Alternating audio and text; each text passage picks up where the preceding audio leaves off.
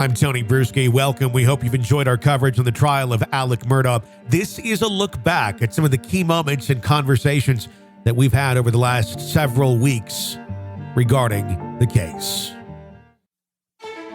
This is continuing coverage in the trial of Alex Murdaugh from True Crime Today. Thanks for joining us. I'm Tony Bruschi. The court has ordered that the jury in the trial of Alex Murdaugh will be able to go visit the South Carolina home where the shootings occurred prior to the beginning of the deliberation process. Defense attorneys for the disgraced South Carolina attorney requested that the jury be allowed to visit the property known as Moselle. They wanted the jurors to see the dog kennels close to the location where the body of 52-year-old Maggie Murdaugh was discovered, as well as a storage room where 22-year-old Paul Murdaugh was killed June 7th of 2021.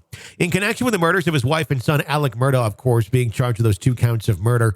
Should he be found guilty, he may face anywhere from 30 years to life in jail. Before the topic of juror visits was brought up, though, both parties brought up the possibility of beginning closing statements and deliberations this coming week. The counsel for the defense, Dick Harpulitan, stated on Monday that it is essential for the jury to visit the Murdaugh residence so they can see how small the feed room is and where the feed room is compared to Maggie's body. He said, you really just can't appreciate the spatial issues without really seeing them. I'm not really quite sure what the spatial issues really imply, but okay. Because it's been 20 months after the killings, and prosecutors told the judge that they did not want the jury to see the scene because it no longer appears the same, which is true.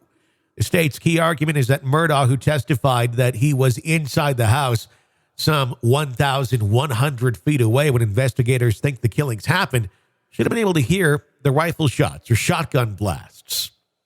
However, according to the prosecutor, Creighton Waters, the trees that were planted between the Murdaugh home and the kennel shortly before the killings have grown much taller and thicker.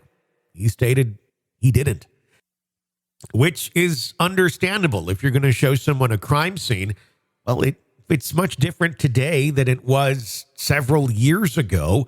It's not really the same crime scene anymore, is it? Judge Clifton Newman stated that he often allows visits to be scheduled if either party makes a request for one. He stated that he will go ahead and schedule a visit. No one but the jurors, the judge and attorneys, the law enforcement officers, and the security employees are permitted inside. There's been no decision yet made as the time of this podcast regarding the time of the visit. The judge agreed with Harpulitan's request to ask for more protection to be provided by Colton County deputies on the property, which is now under contract with a buyer for $3.9 million. Why more security? Well, because during the weekend, the attorney for the defense stated that multiple intruders were discovered taking selfies outside of the feed room where Paul Murdaugh was found dead. Harpulitan referred to it as the most distasteful thing we've ever seen. Yeah, I would say extremely distasteful, but maybe not quite as distasteful as the things that the person you're representing has already admitted to doing. I don't know. Maybe just take a look at that and decide which is which. I'd say it's right up there. That's the latest that we have for you right here. Be sure to press subscribe so you don't miss any breaking updates and discussions on the cases as we have them for you. I'm Tony Bruschi. Stay with us.